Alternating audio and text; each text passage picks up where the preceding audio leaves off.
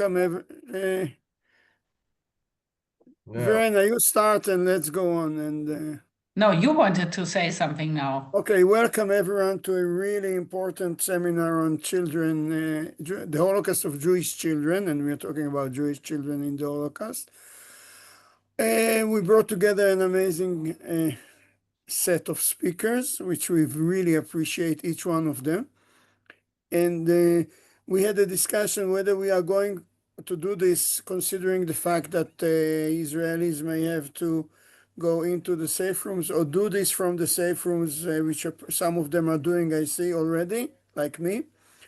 We decided that this is, I told Verena that this is the way we fight back. So we are fighting back. We are doing what we are doing and doing it from the safe rooms. And this is what we think we have to do now. And we are happy and proud to do it. Verena. Okay, so good evening also from me, dear friends and colleagues. Welcome from Berlin. Yes, and what can I add? I would like to send to you, Boaz, and of course all Yaron and all the Israelis in the audience, Madine is here, and the others who are currently living under this existential threat, my warmest greetings. And yeah, and I hope that this war scenario, this one is soon over and that the hostages will be brought back home soon. But these are words and you are living through it. And I think here in Germany and in Europe, as usually I said in the last more than 1.5 years, Europeans, Germans, and so on cannot understand in what kind of situation you Madine is also on the way to the bomb shelter. Okay. Okay, and as Boaz said, despite the war events, now we have to decided to proceed with this event today. And what is left to say? I would like to welcome our 3 distinguished speakers here, Joanna, Eliot, and Joanna, and our moderator, Barnabas, to our event, The Holocaust of the Jewish Children, New Perspectives. So we have lectures today on Kraków, Jewish children in Catholic religious institutions, and the experience of Jewish child survivors. You are hearing it now. No, I don't hear it. I don't know why. The siren started now, and it's very short just to know that this time you're supposed to be in the shelter. So I'm already in. Okay. So I don't hear it here, but Madine is also in, I think, and Yaron is also leaving. So you record. Okay, so I would like to introduce to you. It's a really strange situation now. Yes, I would like to welcome Barnabas, but soon to be Dr. Barnabas Balint. He already passed his defense in last November. I remember. Yes, in November 2024 at the University of Oxford, the Magdalene College. And Barnabas has received several research fellowships and research awards, among others. I will not mention them all. From the Vienna Wiesenthal Institute for Holocaust Studies, from the University College in London, the Institute of Advanced Studies, or the United States Holocaust Memorial Museum in Washington, D.C. And yes, his peer-reviewed journals were published in several, his peer-reviewed papers were published in several journals, and among others, he published Rungs on the Ladder of Risk, Zionist Group Responses to Persecution in Hungary During the Holocaust, or Jewish Scout Identity, Religion and Gender During the Holocaust in France. And now, Barnabas, the floor is yours. Thank you, Verena, and thank you for putting together such a wonderful event. The history of children during the Holocaust is something that seems to have always caught historians and the public's imagination. And ever since sort of the trailblazing work of Deborah Dwork and George Eisen, people have really started to delve so much deeper into the content here. And it's an absolute pleasure to be sharing this Zoom room with so many of the next generation of historians who are writing such exciting new history about children during the Holocaust. Thank you as well for putting this event on despite the really difficult and upsetting circumstances. It's a pleasure to be able to stand with you at this really upsetting time. And I hope that we can bring some semblance of normality and continuance to this. So it's my absolute pleasure to first of all hand over to Dr. Joanna Sliwa, who is a historian at the Conference on Jewish Memorial Claims Against Germany, where she also administers academic programs. Joanna is a historian of the Holocaust and modern Polish Jewish history, and is the author of the award-winning book Jewish Childhood in Kraków, A Microhistory of the Holocaust. Joanna will be talking to us today about the Holocaust in Kraków through the lens of children's experiences. And so, Joanna, the floor is yours. Thank you for being with us. Thank you. Thank you very much for the introduction. Good afternoon. I'm based in the US, so it's afternoon, but good evening to all of you. Verena and Barnabas said it best, and I echo your words of support and encouragement for our Israeli friends and guests on this program. I would like to thank the Holocaust Studies Program at Western Galilee College for the invitation and for the opportunity to be part of this panel with such fantastic scholars who I greatly admire. The determination on part of the organizers to hold this program, even at this difficult time for Israel, is really a testament to the need for engagement with Holocaust scholarship, to foster spaces where we could be together and to learn from one another. When Dr. Verena reached out to me about this program, I thought to focus on what Jewish children's recollections tell us about how young Jews experienced persecution in Kraków and what enabled some of them to survive. And let me share my screen, and you can all let's see, and you can all see it. Okay. Just to make sure, do you see anything else, or just the photo? No, Just the only the photo. photo. Okay. Okay. Good. All right. So the Jewish history of Kraków during the Holocaust has been understood and presented mostly through the story of Oskar Schindler's rescue of 1,200 Kraków Jews. And among the rescuees were, of course, children, such as Stella Müller, whose photograph you see here on this slide.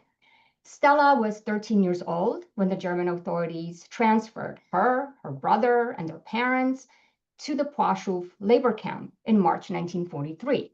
Stella posed as older than 14 years old so that she could be considered an able-bodied laborer. In fall 1944, the German authorities evacuated prisoners, including Stella and her mother, to Auschwitz. Through Schindler's intercession, Stella and her mother were transferred to Schindler's factory in Czechoslovakia, and both of them miraculously survived. But of course, that's only part of the history of the 56,000 Jews who had lived in Kraków in 1939, and of how a small number of children survived the Holocaust. When I set out to conduct my research about Jewish children in Kraków, I wanted to learn about Jewish daily life during World War II in the city, about the role that Kraków played during the war. I wanted to examine Polish-Jewish relations in the context of responses to the plight of Jewish children. I was curious about how young people navigated German-occupied Kraków, how they coped with the dangers and the changes in their lives, what roles they assumed, and how the few managed to survive. I also wanted to find out how adults tried to mitigate the speed and scale of Nazi persecution of children. From the Germans' perspective, Kraków, the capital of German-occupied Poland, the general government, was an administrative center. It was the model Germanic city, an industrial base, and part of the labor and concentration camp system. But for Jews, Kraków was a center of Jewish life, with the fourth largest Jewish population in Poland. Before World War II, Kraków was a refuge for some Jews from Austria and Germany. During the war, it was a refuge and a transit site for expellees from Western Poland and for returnees from territories occupied by the Soviet Union. Kraków was the location of a ghetto and of a camp. The non-Jewish side of the city became a hiding place for some Jews. Kraków also assumed the role of a departure point for trans-border rescue missions. So the geography and the topography of Kraków played a role in the persecution and in the survival efforts of Jewish children. A microhistory allowed me to look at individuals and groups that tend to be marginalized in more general studies. In my case, these were children, their parents, as well as child welfare workers, nuns, monks, and priests, non-Jewish aid givers, Jewish rescuers of other Jews. I traced the social networks and how pre-war and wartime relationships aided or impeded the survival efforts of Jewish children and the efforts to rescue Jewish children. I looked at how decisions and actions of ordinary people contribute to our understanding of agency with all its restrictions in times of genocide. I also explored the role of luck and circumstances in child's efforts to survive. And by employing microhistory, I wanted to capture moments of everyday life. For many children, separation from their loved ones was the defining moment of war. So fathers, brothers, uncles were drafted into the Polish army. Others fled toward Eastern Poland, fearing persecution.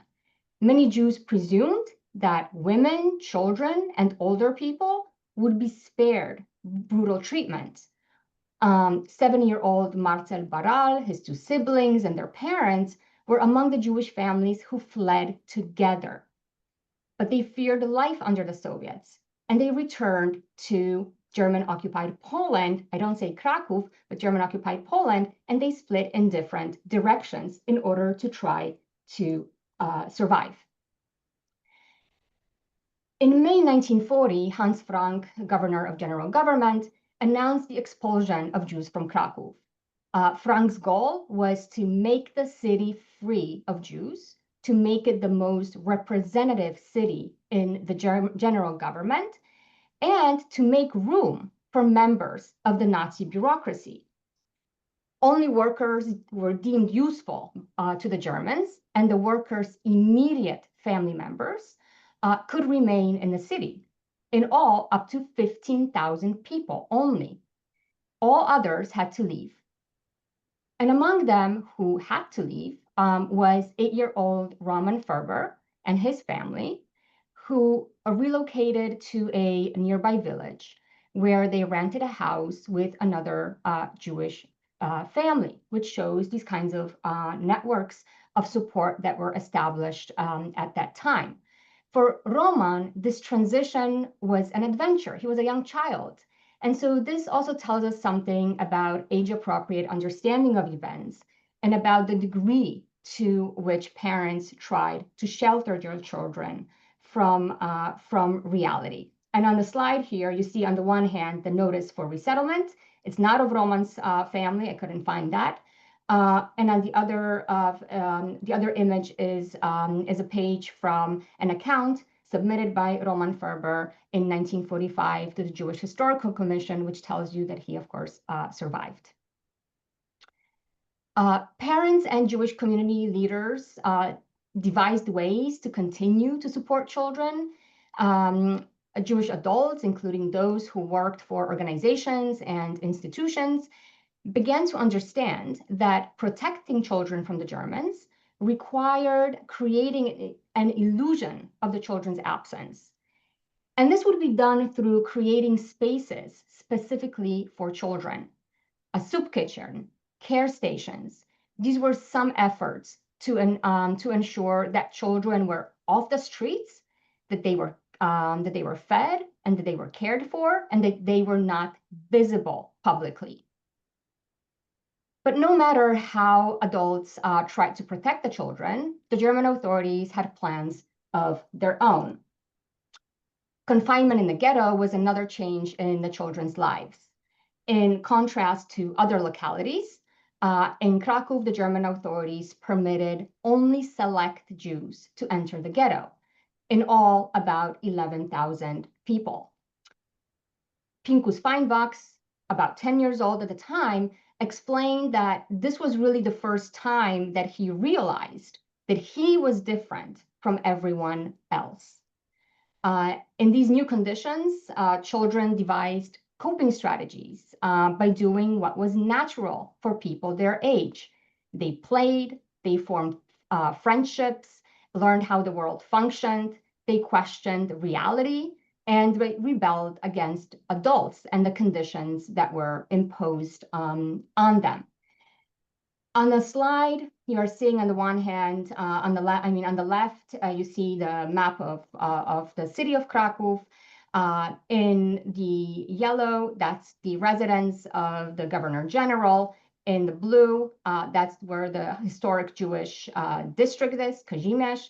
And in the purple, that is the location of the ghetto.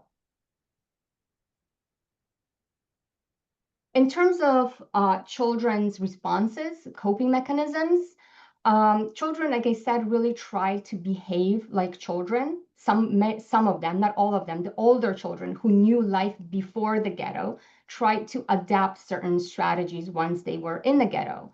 So Raymond, just to give you one example, Raymond Liebling, who's better known today as Roman Polanski, the famous film director, was looking for entertainment, and he ventured close to the barbed wire to watch German propaganda films. And these films warned Poles that Jews were lice, and that equaled typhus.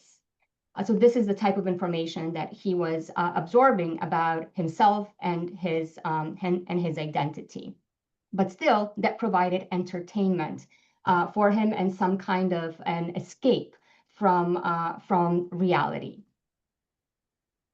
Family life was an important factor for keeping a semblance of normality for children in the ghetto. Adults often made efforts to orient children toward the future, especially through education. Maintaining cultural tradition and religious observance also allowed some children to find solace and to continue modes of behavior that they knew from before the ghetto. But of course, ghettoization affected family dynamics. New pressures sometimes led to disintegration of families. And that is not something that many survivors talked about. A change in family dynamics also occurred when children took on adult roles. Esther Spagatner, whose photograph you see here on this slide with her parents, entered the ghetto when she was 11 years old. And she explained in her memoir that she was feeling like she was becoming more mature and that it was very hard for her, but she understood that there were certain expectations of her and that she wanted to meet them. So for example, Esther, as many other children of her age, cared for their siblings while their parents were at work. Esther cared for her little sister Lucia, whose photograph you see here on this slide, until the German action of October 1942, when Esther was no longer able to protect her sister, who was murdered in the action. In some households, children went a step further by emerging as these links between the Jewish and the non-Jewish sides of the city, and they became breadwinners, but also rescuers. And you see here, I'm not showing a photograph of a young child, but of an adult, because I don't have any photographs of Janka Warszawska when she was young. Janka was 12 years old when she first engaged in black market trade. In a post-war testimony, she explained that she didn't have a choice, that she had to become a provider for her family. And with the impending German actions in the ghetto, and there were 3 major ones, Janka's tasks extended to smuggling out children to the Aryan side. How was she able to do that? Janka had the so-called good looks, meaning that she did not look stereotypically Jewish. She was familiar with the geography of Kraków. She possessed bargaining acumen, and she had many connections with Poles. Children such as Janka, they took on adult roles and they risked their lives. But as children, they needed adult supervision and care. Members of child welfare institutions inside the ghetto engaged in a range of relief efforts that were tailored to the availability of resources and to the timing of Nazi anti-Jewish policy. Child welfare and philanthropy in the ghetto focused mainly on marginalized children, refugees, orphans, the abandoned, and the poor. The ghetto in Kraków held about 25,000 Jews in its peak in December 1941.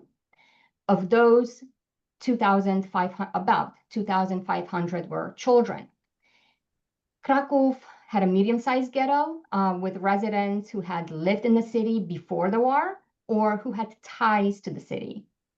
The size of the ghetto, its composition, the networks that were transferred there, and the proximity of the ghetto to the countryside were some factors that allowed Jews in the ghetto to provide care for children really until the liquidation of the ghetto. Once the Germans staged the final liquidation action of the ghetto in mid-March 1943, some children entered the Płaszów camp. It was the only place at that point where the German authorities allowed Jews in the city. Children's experiences inside the camp really illuminate the roles of Płaszów as a labor and a concentration camp, a prison, a holding pen, a transit hub, and a killing site, all wrapped into one. Between January and March 1944, there was even a separate barrack intended for a few hundred children. And on the map, you see it marked in red. Children were coached or they learned themselves or from others how to remain under the radar in the camp. But children's survival in the camp often depended on the status of a child's relative within the camp hierarchy. And Marcel Gruner was 9 years old in 1944 when the camp commandant orchestrated a deportation action of Jews. And Marcel was protected from it because of his father's prominent position. This topic of prominence, of privilege, is a very uncomfortable one for survivors, but also for the researcher to engage in. But it was an important aspect of many of the children who survived the camp because they held some protected status. A small number of children were smuggled out of Płaszów onto the so-called Aryan side, and others never entered the camp. We know that children lived on the Aryan side with the help of individuals and groups. In 1942, 12-year-old Rachel, and you see her many years after the war here, and her 4-year-old sister Rahava arrived at the home of Maria and her husband Marian Gruca. Before the war, Maria had worked in the girls' home. So she was the first point of contact when the girls escaped from the Kraków ghetto. But Rachel and Rahava's arrival sparked problems. The Grucas and their daughter lived in one room in a building located near the ghetto. While the younger girl, Rachava, could pose as the couple's daughter, the older girl, Rachel, had to hide behind furniture. Rachel's position as a Jew, a female, and an older child exposed her to a risk of sexual assault by her supposed aid giver and his drinking buddies. Exhausted by the hiding, the physical assaults, and the constant danger of betrayal, Rachel threatened to report herself to the authorities. This decision, of course, would have spelled disaster for the Gratzs and for Rachel's little sister, as Nazi law punished both the Jews in hiding and the non-Jews providing help. But this also shows Rachel's kind of thinking at the time. Shows the desperation of the young child, and this desperation pushed Maria Gratz to find a place for Rachel with an acquaintance who did not know about the girl's Jewish identity. We will hear in a little more from Eliot about religious orders, but some religious orders in Kraków also sheltered Jewish children in their orphanages. Usually, a precondition, sometimes presented as a safety measure, was to convert known or suspected Jewish children to Catholicism. Inside a religious institution, children had to quickly master prayers and practices and live in a strictly controlled environment that was foreign to them. You're looking at a picture of Janina Lehman, who was 11 years old when she entered a boarding school run by the Felician nuns just outside of Kraków. To increase Janina's chances of surviving, her rescuers, Józefa and Tadeusz Latawiec, procured a birth certificate of a deceased Catholic girl who was Janina's age. And yet, the success of her hiding was also underpinned by the money that the Latawiec family continued to pay to the convent until liberation, so that the child under their care could survive there under the false identity and in hiding. Some children never entered a private or a group home or received help from non-Jews. They lived on the streets of Kraków in order to survive. Henryk Meller, and you see him on the far left, was 12 years old when he was forced to fend for himself. He used the skills that he had in smuggling and turned to peddling. Eventually, Henryk was stopped by a Polish policeman who decided to send Henryk to a reformatory for boys. And this, in turn, shows us the agency and power that the feared Polish policemen had and how they chose to use it. Henryk escaped after he feared disclosure by other boys at the institutions, as those complicit in the harassment of Jews did not have an age limit. We often think of denouncers as adults, and that wasn't always the case. A small number of children, Jewish children in hiding or living under a false identity, managed to leave Kraków and German-occupied Poland altogether. With the help of networks, and you see here kind of the different networks and their directions. They crossed the border into Slovakia. Some continued to Hungary, which became occupied by Germany, of course, only in March 1944, and others headed to Romania, where they were aiming to board ships that would take them to British Mandate Palestine. One such network was operated by Ben-Zion Kalb, a Polish Jew. And here you see the wartime wedding photograph of Ben-Zion and his wife, Clara. And these are handwritten and typed lists of rescuees, adults and children. Among the rescued was Bronia Brunner, and you see her here on this photograph. Bronia's aunt, Rosa Berger, basically plucked her niece from the children's home in the Kraków ghetto, sensing that the ghetto would soon be liquidated. And she was right. Bronia reached Budapest, where she survived the war. And through the lens of children's experiences, we get insights into decision-making and the larger story of Jews as rescuers. To conclude, I highlighted only a few individual stories. They show us some of the coping mechanisms and survival strategies that children adopted. We learn about the range of roles that children assumed and what doing so demanded of young people. These stories also point to the changing roles of Kraków and how they affected children's lives.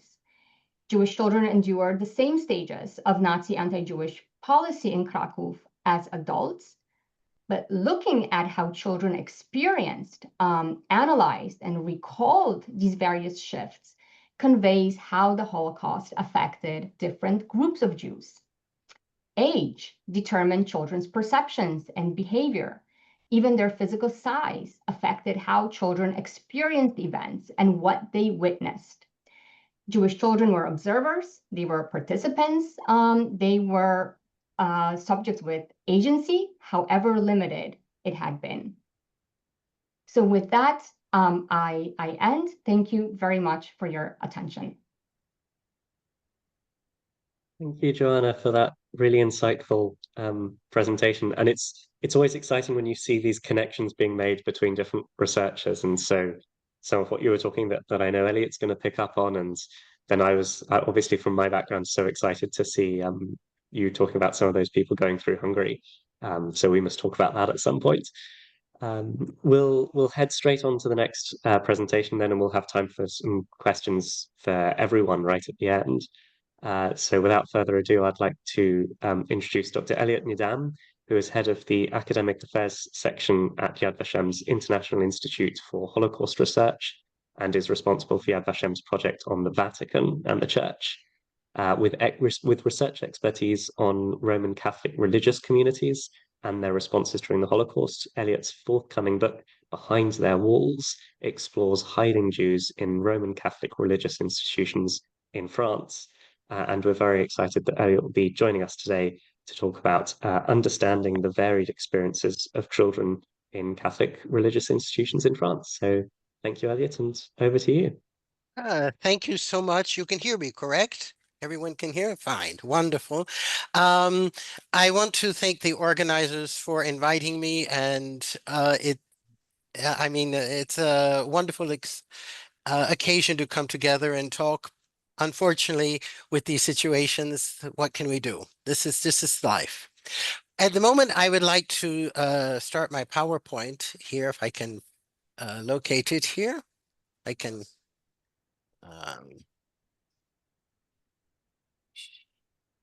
do there. And okay.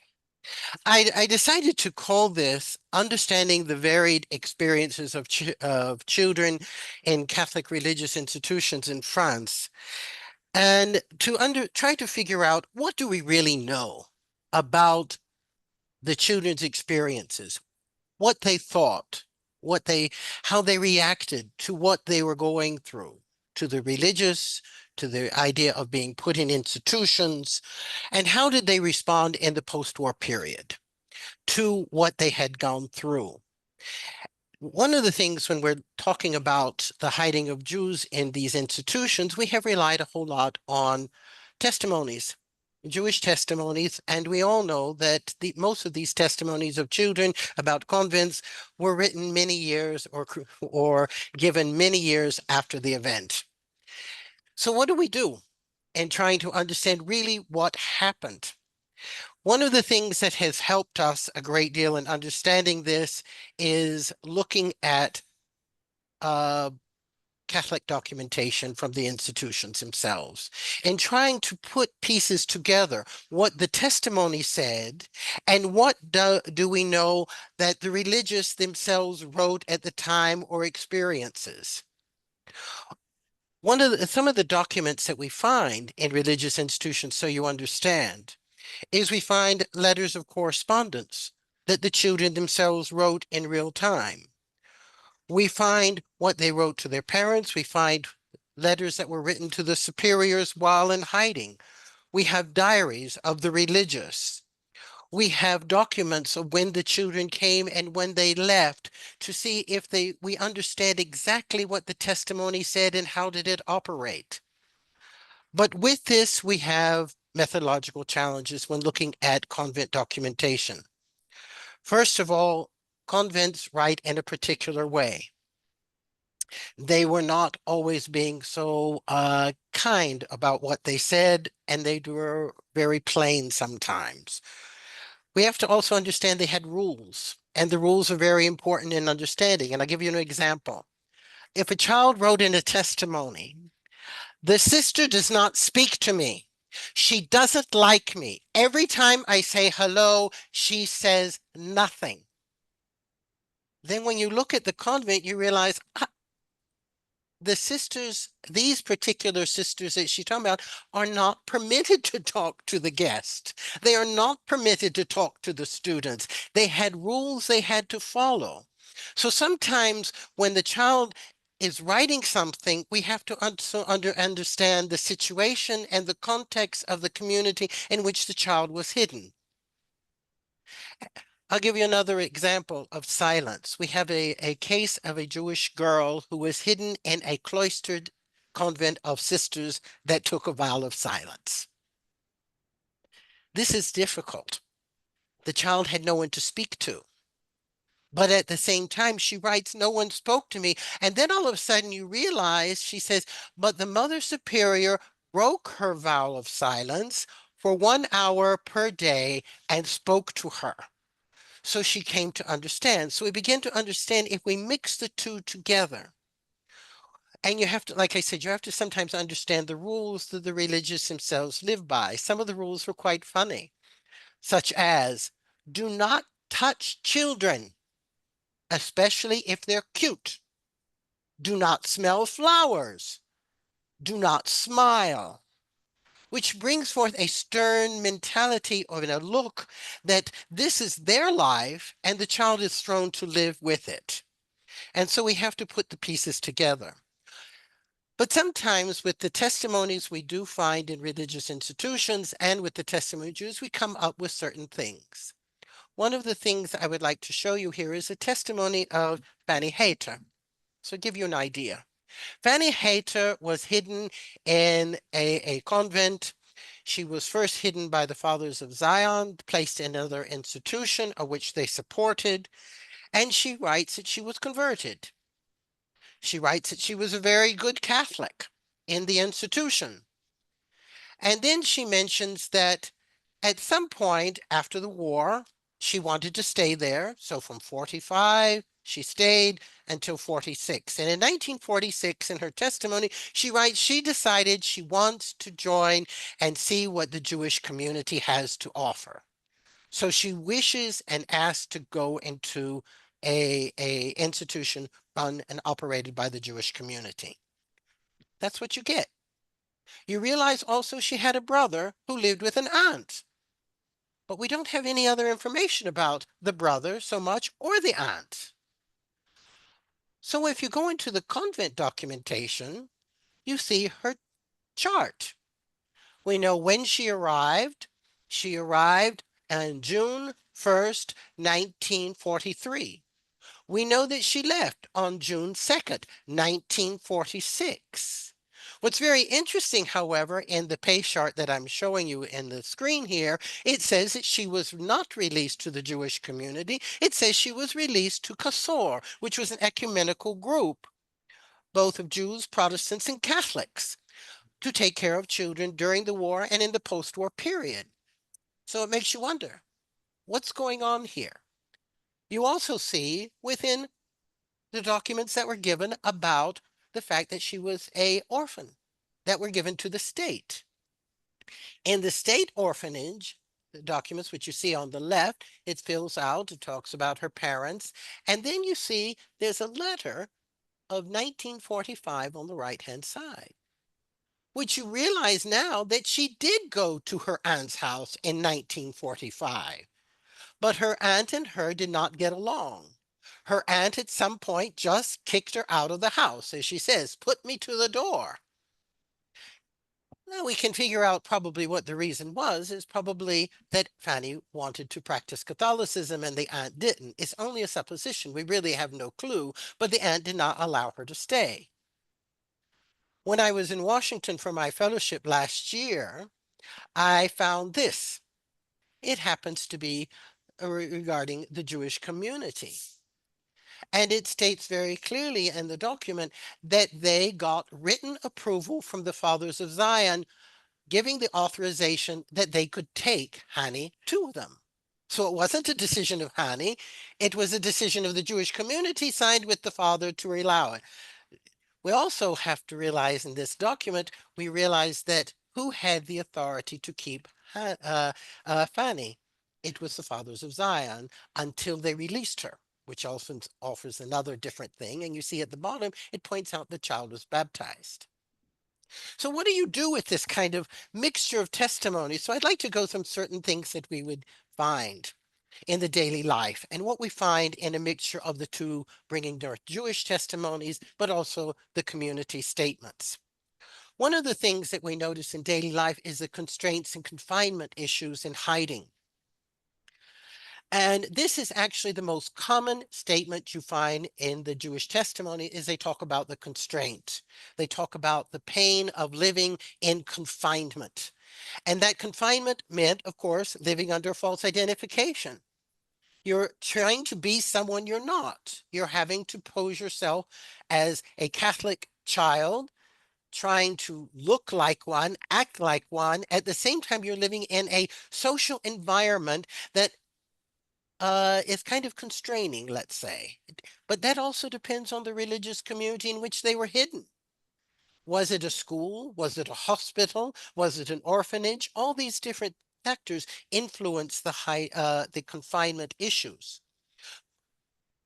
Sister Josephine of the Sisters of Notre Dame de Sion writes that when Jews came to a convent, they were very emotional. And they often felt very afraid at the new confining environment.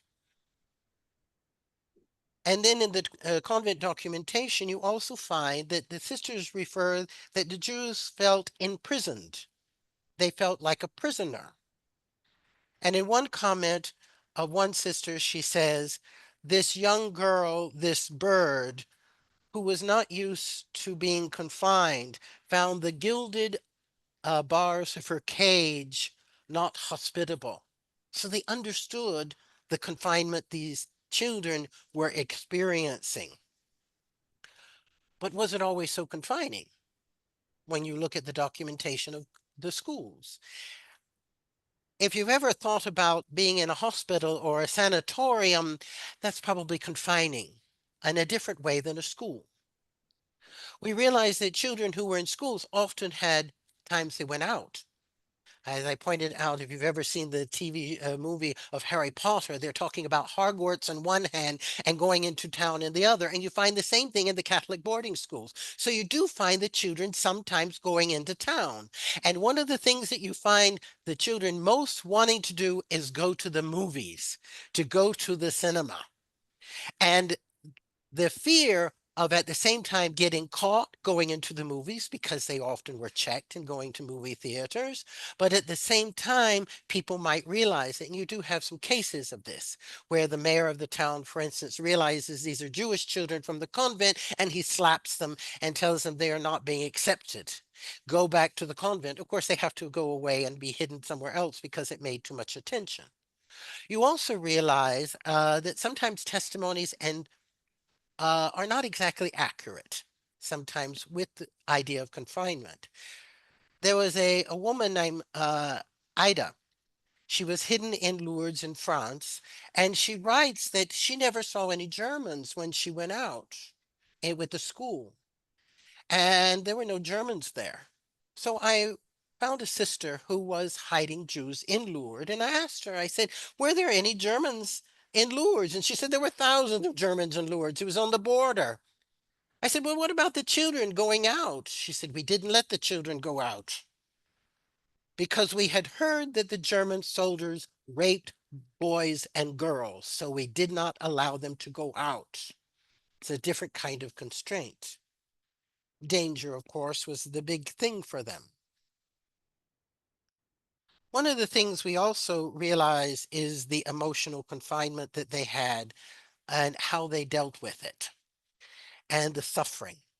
Another thing we realize within that environment is the influence of religion, the influence that they were going both physical influence, but also social influence of religion in their daily life. And they write about it.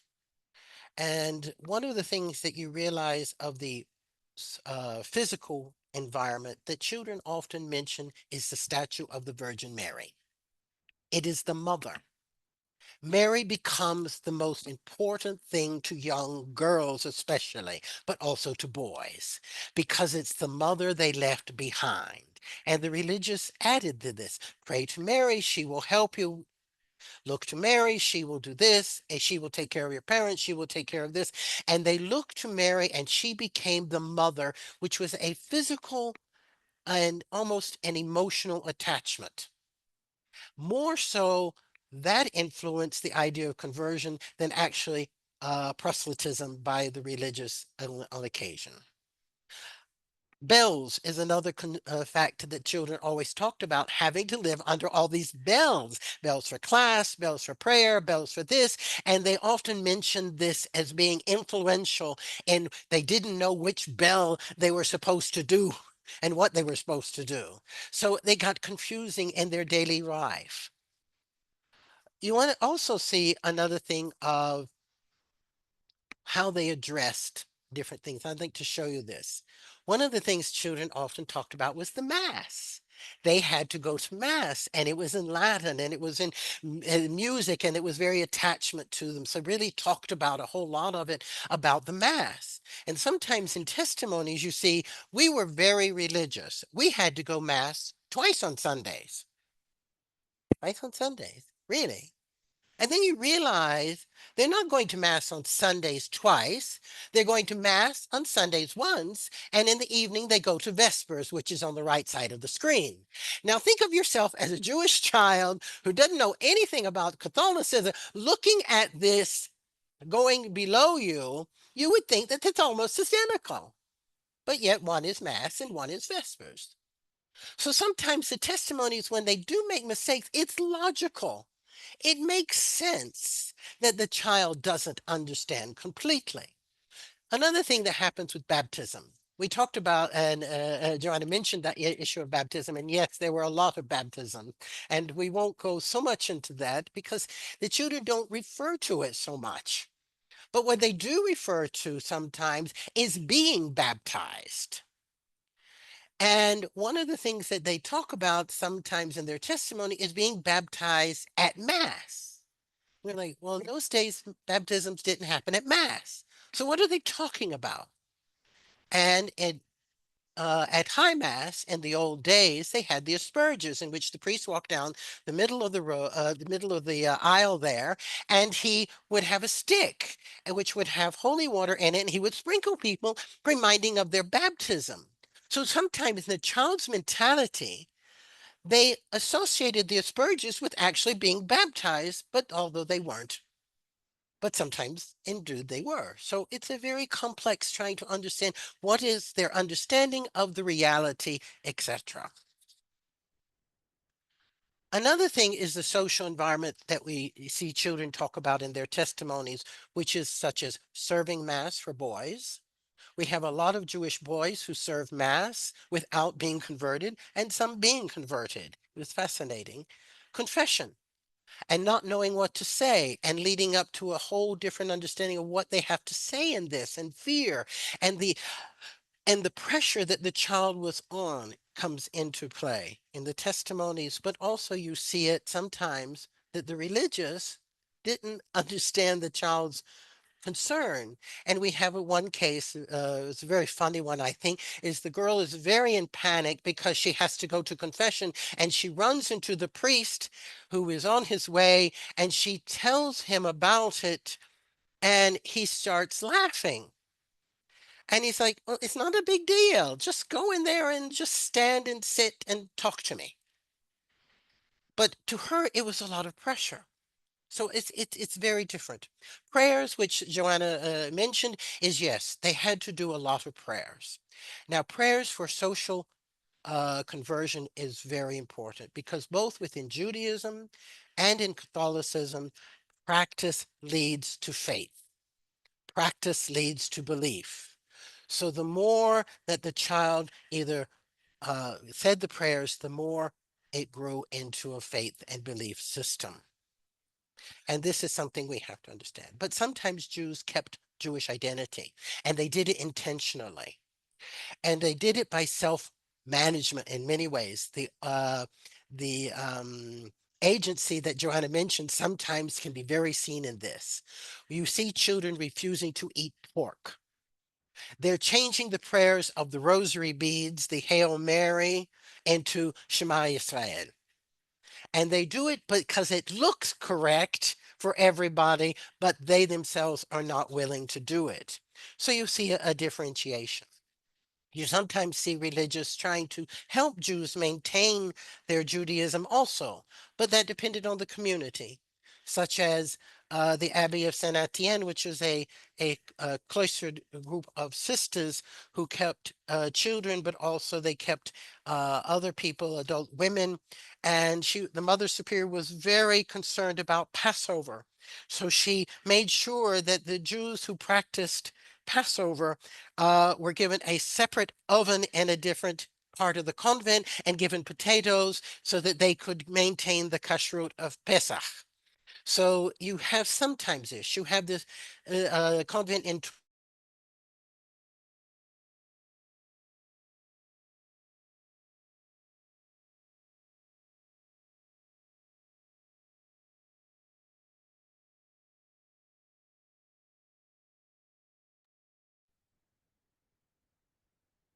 We seem to have.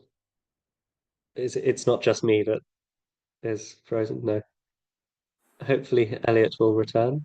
There's another bomb alert, so internet Okay. must be upsetting. So I have to go. Okay. Good luck. Keep safe.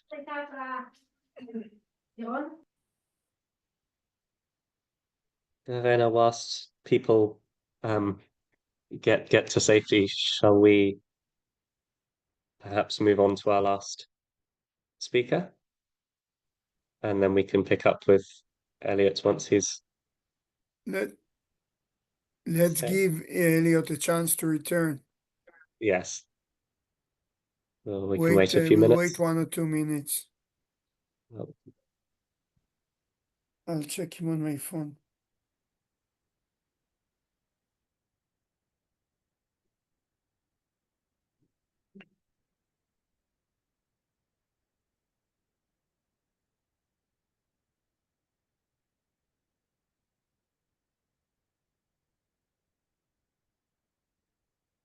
But he was not in a safe room when he was speaking, so maybe now he had an alert. So maybe we go on and we give him the to complete it in the end. Okay. Okay. Excellent. So whilst we wish Eliot safe speed to the safe room, I shall introduce our final speaker, which is Dr. Joanna Michlic, a fellow here at UCL in London. Joanna is a social and cultural historian specializing in the history of the Holocaust and Eastern European Jewish childhood. She's currently a senior honorary fellow here at the UCL Institute of Education, and her next book, Through the Eyes of Jewish Child Survivors from Poland, Family, War, Identity, and Nationhood, will be published in 2025 by Nebraska University Press. And Joanna will be talking to us today about missed lessons from the Holocaust, the experience of Jewish child survivors from Poland. Thank you, Joanna, and over to you. Okay, can you hear me? Yes. Yes, we can. Great. So it is wonderful to be here with you. And it's great to see so many familiar faces and familiar names. And of course, I wanted to thank the organizers, Verena and Boaz, you and Yaron, especially for organizing this event under such difficult circumstances. So what I want to talk to you today, I want to share some of my reflections or arguments that I have actually presented in some of my works that some of you might be familiar with. And of course, I'll be talking about the experiences of child Holocaust survivors from Poland, but some of these arguments also refer to child Holocaust survivors in other parts of Eastern Europe, as well as Western Europe, Nazi-occupied Western Europe. However, we also have to remember about the numbers. We often don't mention the numbers when it comes to the sheer physical destructions of different Jewish communities and children and youth. So, of course, the physical destruction in Eastern Europe, Poland, were much higher than in Western Europe. And that's also, we have to remember.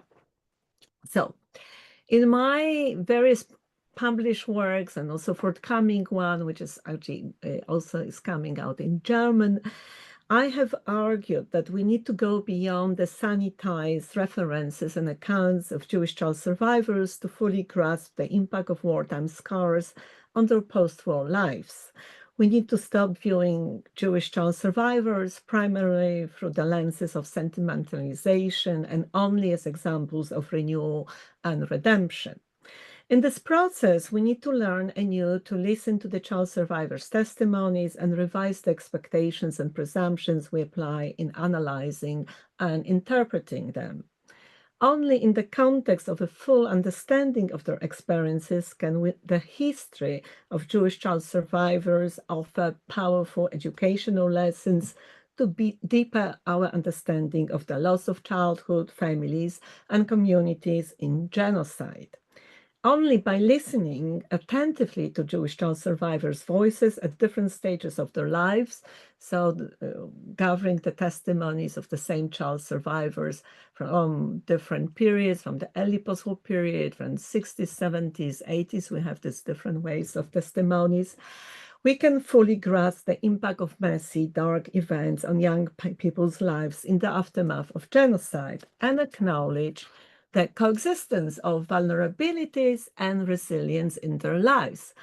And through the analysis, a careful analysis of this child Holocaust testimonies, we can also actually grasp the impact of Holocaust on the families of these young survivors, the second and third generation, and perhaps also the fourth generation, since we now have also the literature of the fourth generation being published. The dark and more painful aspects of child survivors' biographies, along with accounts of successful professional and familial lives, should be an intrinsic part of mainstream public representations in lecture halls, museum, public history, and education, not mentioning the research centers. And we can think about how many Holocaust centers and genocide centers deal with child Holocaust survivors or survivors. So that's something to perhaps to discuss later on. Otherwise, in the words of Sarah Federman, an American scholar of human rights who also specializes in French Jewish history, we subject the complexities of survivors' perspective to another form of erasure. So, why do we prefer to listen to carefully selected representations of Jewish child survivors' accounts of swift renewal and redemption in the aftermath of the Holocaust, in which the painful wartime past is overcome and kept at a safe distance? So, why, in the words of the historian Susan Crane, do young students today expect to view Holocaust atrocities through the lenses of safe titillation and redemption? And of course, today in the post-October 7 reality, we might actually think about also the rejections of the Holocaust accounts as one of the key responses of the students. One of my colleagues from Virginia University, Jennifer Gides, a Holocaust scholar, calls the dismissals of dark aspects of the Holocaust an impulse to contain or taming what we hear. This impulse, I have argued, is detrimental to our understanding of the impact of wartime horrors on young individuals and leads to superficial understanding of their lives. On a broader scale, the impulse to sanitize dark histories leads to superficial understanding of the Holocaust and its profound impact on post-1945 Jewish families and communities. In the immediate aftermath of the Second World War, the West was deeply shocked about an unprecedented number of orphan children, Jewish and non-Jewish children. We are talking about 11 million of them. The victims of Nazi destructive policies, which was viewed as a war against children, and the reassuring and sentimentalizing narratives of Jewish child survivors as smiling, physically and emotionally and mentally resilient children, like our own regular children, were created then to fulfill various political, social, and cultural needs, including also the needs and expectations of the adoptive parents in the West. In both the East, in Stalinist Soviet Union, and the liberal West, pundits, educators, and policymakers endorsed the meta-narratives of shedding away the scars of war and renewal. And of course, in the Soviet Union, Stalin actually put an end to the research that was conducted on children, Jewish and non-Jewish children, by psychiatrists from 1943. But at the same time, we actually know that there is a huge material that still needs to be studied, that was conducted by medical experts, psychiatric and educational professionals. They have documented psychosomatic and mental conditions among child survivors who were full orphans, former inmates of concentration camps, as well as children hidden on the Aryan side in Nazi-occupied Europe, including those children that Eliot actually talked about in his presentation. An extensive confidential report of 1946, a survey of the psychological conditions of the surviving children in Europe, conducted by Dr. Paul Friedman in Jewish children's homes in France, Switzerland, Germany, and Poland, describe in detail the variety and intensity of somatic and mental conditions. Actually, Paul Friedman was a Polish Jew trained in Vienna in interwar period, and he actually joined the psychoanalyst school in the United States before the Second World War. And this is how he came to become the chief, actually, professional to conduct this research. And I will actually give you one fragment, a section of the popular statement that he published in the commentary, but the whole report is available to us too.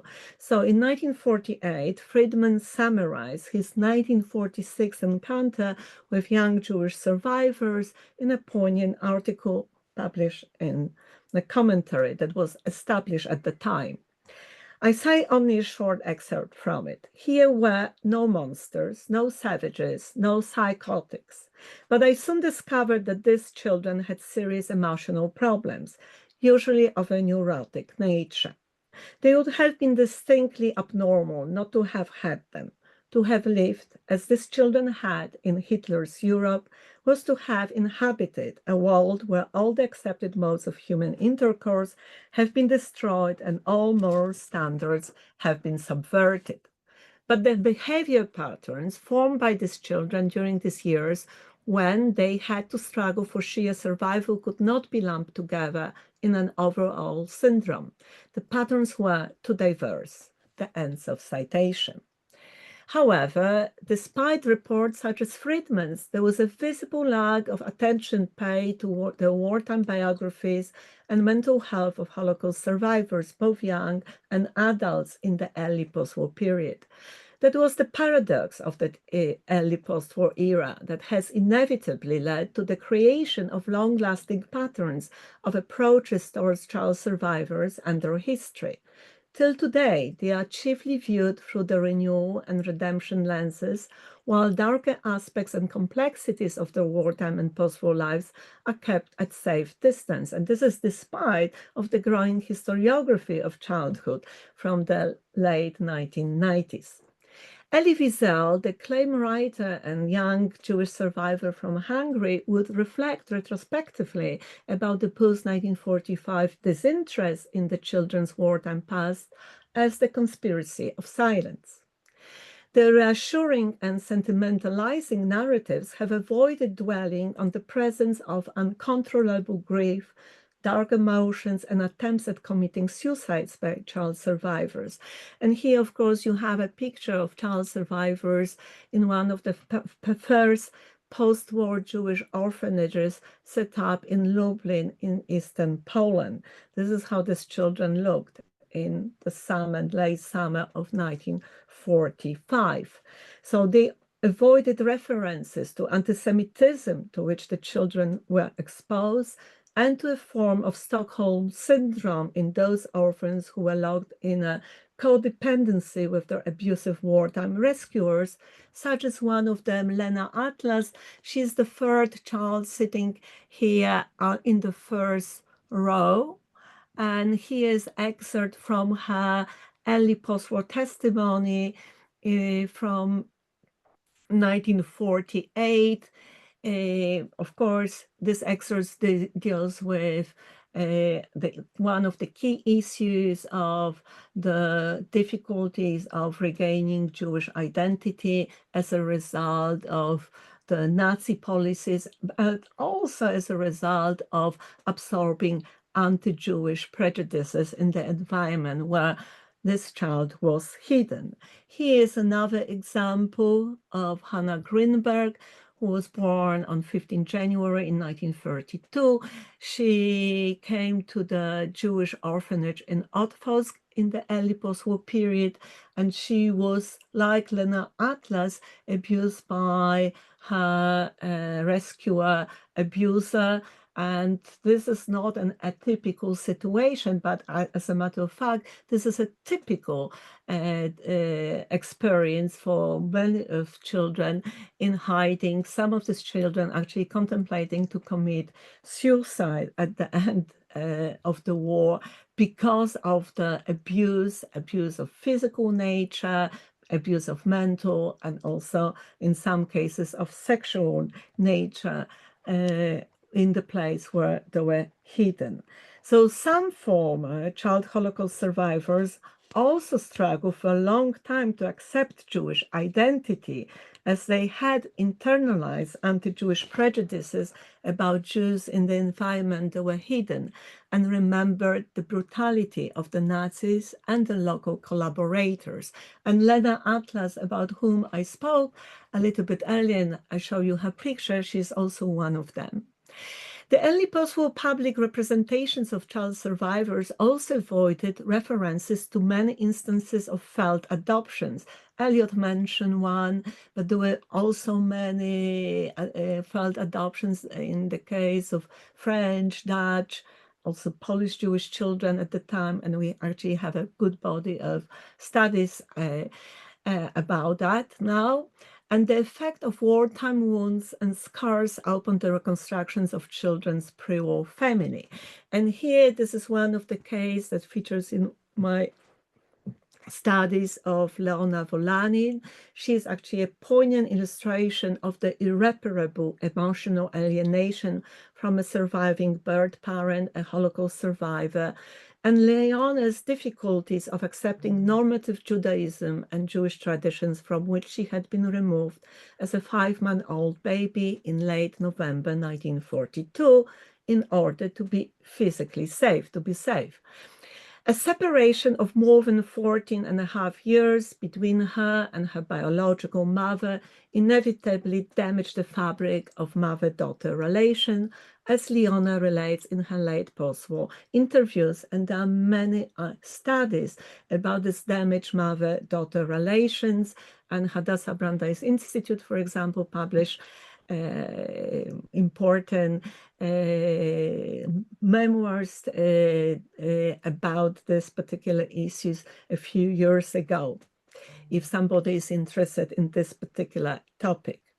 Some child survivors were never united with their surviving biological parents or other relatives because of the lack of information about the whereabouts of the child in the immediate aftermath of the Holocaust. And this particular topic is one of the still least actually research area in the field of childhood studies during the Holocaust. So here I'm giving you an example of one of them, the late Romualda Mansfeld-Booth. She was born at the end of 1939 in Brody as Esther Goldstein, and she learned only in 1989 as a mature woman that her biological mother, Helena Goldstein, searched for her in vain through towns and villages in Wołyń for almost 2 years. After the end of the Second World War, actually the mother actually employed herself as a nurse to try to look for children in hospitals and orphanages to identify her daughter. The mother died in Israel in 1977, not knowing that her daughter from her first marriage was alive and living in Toruń, a charming medieval city in northern eastern Poland. Sadly, many personal stories, such as Romualda's, did not gain the deserved public attentions of scholars and educators till now. In some cases, searches for missing child survivors have been continuing even till the present by cousins and nephews and other relatives or members of the second and third generations who could only hope against hope that the lost child survivors and their families could be yet identified and found as mature people in their 80s. And here, for example, Jack Skowroński, a member of the second generation, still today hopes to recover traces of the whereabouts of his cousin Mirka, whom you see here in this picture. This is the baby with her parents. She was born in 1938 in Łódź. The fundamental first rupture, the disintegration of the original Jewish family caused by the Holocaust, has only recently caught the attention of historians of the Holocaust. And this history provides a warning about destructive outcomes of long separation between children and their parents and the many failures that accompany attempts to reunite children with their birth parents in post-genocidal conditions. And of course, today's the Ukrainian case, the case of kidnapped children, there is actually a lot of references, and actually the Jewish case, the child Holocaust survivors could be here as a point of reference what could happen. I want to show you another case of a child Holocaust survivor from Poland, Zbyszek. He passed away recently. I interviewed him on many occasions, and he was a child survivor who was adopted after the war, and he never learned about his Jewish identity, never been told about his Jewish identity, but he sensed that his identity was so different from the identity of other children, and because of the neighbors, at the end he learned that he was a Jewish child, and he searched for his parents in many local cemeteries, his biological parents, but he, of course, failed in his search. So to sum up, despite the existence of an impressive psychological and psychotherapeutic literature and child survivors' frank memoirs about the destructive impact of the Holocaust on their social and individual identities and relations, the narratives of renewal and sentimentalizations of Jewish child survivors persist in public discussions and popular cultural representations of child survivors. And I'm giving you one example since I'm here in London. And actually, Britain is actually one particular case where you actually can see how many of these representations of renewal and sentimentalizations dominate exhibitions in these countries, and also popular representations, such as this wonderful Windmere children film that was which was a moving docudrama aired on 27 January 2020 by BBC Two, so the International Holocaust Day, and spoke for the first time actually in public. The public could learn about the experiences of East European children, Central European children, and yet this film I myself see as a failure of introducing the public, the British public, to the experiences of Jewish children, since the narrative, the dominant narrative, was of the renewal and redemptions, and was the impact of the war, or the fact that there was a shift to the British identity still not completed, was not actually registered by the filmmaker, or not. The filmmaker did not wish to engage with that. So to shift from the one-dimensional narratives of sentimentalization, redemption, and renewal, we must speak about vulnerabilities of child survivors. We must also see also their identities, if they migrated to another countries, and many of them did, actually, that they have not become this new British children. I'm referring here, but they also have the different layers of their previous identities, Polish Jewish or Hungarian Jewish or Czech Jewish. By paying attention to the difficult histories in the lives of child Holocaust survivors, we could learn a great deal about how societies perceive, engage with, and treat the most vulnerable children and youth. And second generation of Holocaust survivors, and of course, this is a broad group of people born between 1946 and people born in up to the early 1970s. The children of child Holocaust survivors are today perceived as a conduit between past and future, ensuring that resilience, empathy, and remembrance of the Holocaust continue.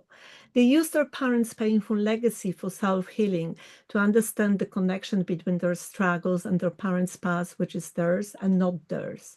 They also use their parents' painful legacies in moral support of other ethnic and religious groups and individuals facing similar traumas.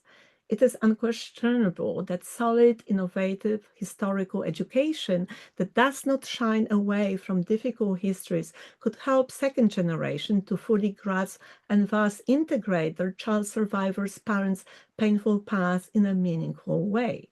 Transgenerational trauma, the inheritance of intense grief and loss, is of course not exclusive to Holocaust survivors and their descendants.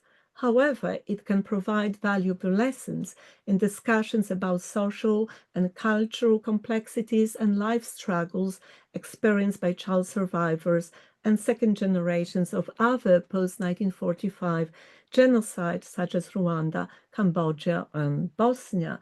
And finally, child survivors' complex account could prove the best lessons against the current wave of Holocaust distortions in the form of inversion. Thank you very much.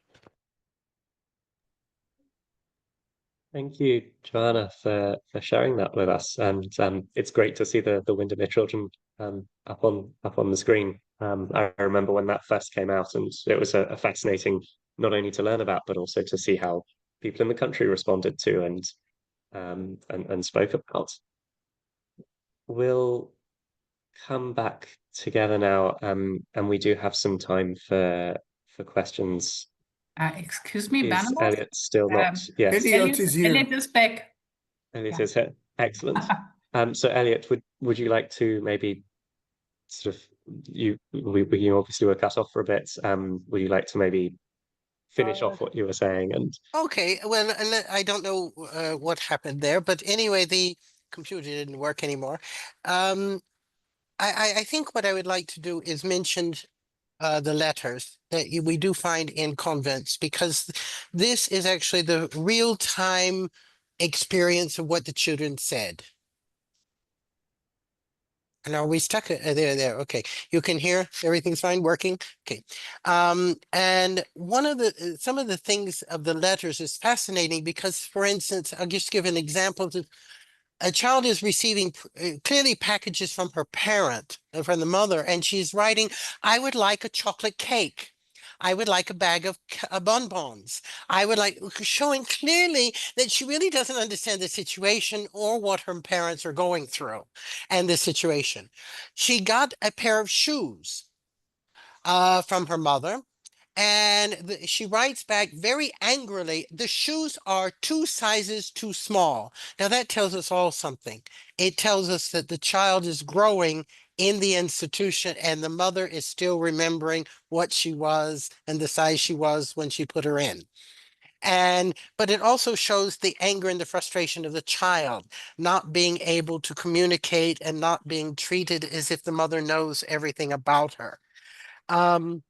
You also see in the letters complaining about the lack of knowledge about relatives. At the same time, is trying to be very sensitive to the parents of not wanting to say what's going really on in their life because they don't want the parents to be upset. And they don't also talk about religion so much because they don't want the parent to be upset about that as well. So these are very interesting when we're talking about the presence of the outside world.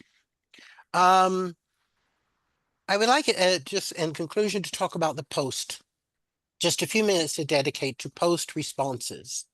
And what we do see is very conflicted and very a lot of range between responses, from those who were converted to those who wanted to maintain their Judaism, etc. And I say that in the fact that you do have children who were converted who wish to maintain their new faith. And you have parents at the same time who signed statements that said they wish their child to be baptized, who are now determined that their child will be raised Catholic because they gave their promise. And at the same time, you have just the opposite of parents who said, "Well, I don't care what I sign, my child will be raised Jewish." So you have a variety of, and it's no consistency, absolutely none. But one of the frustration elements that you do see that children have is they feel that when they are returned to their families or to their parents, that the lost years where they have been growing, the families don't want them to have those lost years. They want it to be back to the pre-war period. And when the child comes back and the father says, "Well, I guess now you can ladle the soup, but maybe not." And the child is like, "I was in the forest for 6 months. I did this, and you're wondering if I can ladle soup." It's frustrating to the children. We don't see always the connection that these children are growing and they're maintaining their agency at the same time. And then when they're brought back, families want them to go back to the same belief, the same experiences they had before the war. And so you see a great deal of frustration on the part of the post-war children. So in summation, what you do see is a very complex picture with a variety of factors that influence from everything from the religious institutions to what the child is actually experiencing. And then when we go to the testimonies, as I started with, sometimes people don't want to tell everything that went on in these institutions. They don't want to reveal all the fear. They don't want to reveal the conversion. And we have this a lot with Righteous Among the Nations files, when you realize that, well, they don't want to recognize sometimes the person as righteous because they don't want it to come out that they were actually converted and they grew up as a Catholic in these years. So there's a whole range of experiences and situations, and I hope this has been somewhat enlightening. Thank you. Thank you, Eliot. That was really fascinating and wonderful to hear you speak about some research I remember you doing at USHMM last year. That is wonderful to hear. I'm going to hand over to Verena to run the Q&A now, as I'm afraid I have to run to another meeting. But it has been a pleasure to share this with you, and I wish you all the best. So thank you very much that you have been with us as a moderator. Okay, so we have some minutes left. We have already 2 full hours, so I would suggest that the Q&A is rather short. So please, if you have any questions, write them in the chat and I will read them out.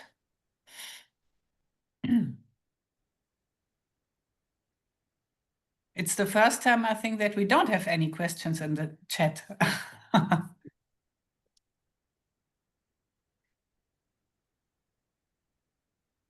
Maybe people, it did turn out long, and people are Yeah. several breaks.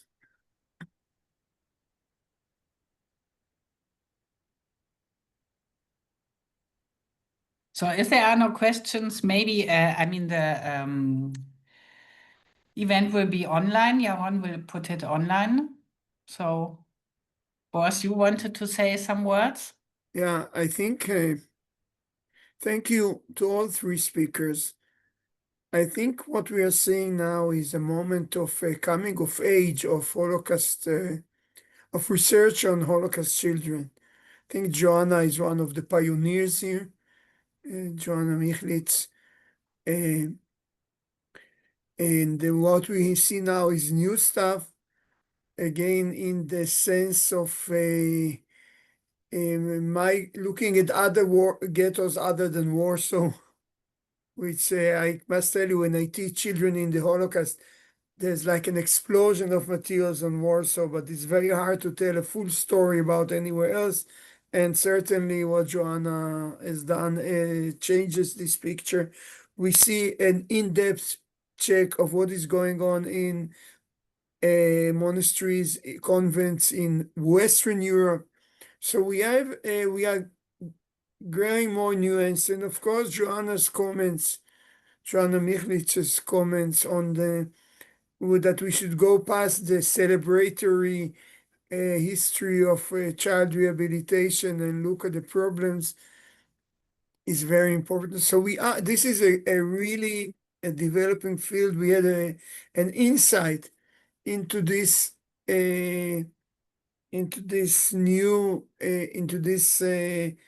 developments in this field. I think there's still much to do. I mentioned to Joanna Sliwa in the beginning that we have to remember that what we are doing is not only Holocaust history, or in the case of Eliot, maybe even economical history. We are doing children's history. And we should find ways to place this in the field of children's history. All have what to contribute to that field, and also to learn from the work done in that field on other epochs, other eras, other tragedies, and other children's institutions. So it's good to, and I mean, we are all looking actually more than one field. But what we are doing in this field of children, what you are doing in this field of children's Holocaust children's history is very important, and it's really, we'll have to rewrite much of the classes we give and the talks we give due to your work. So thank you very much. And we will go back to the Israeli experience here and the international experience. I know it's not simple in other places too. I see there's a long question for Eliot, from Mark. but it only now came up and we wanted to wrap up. So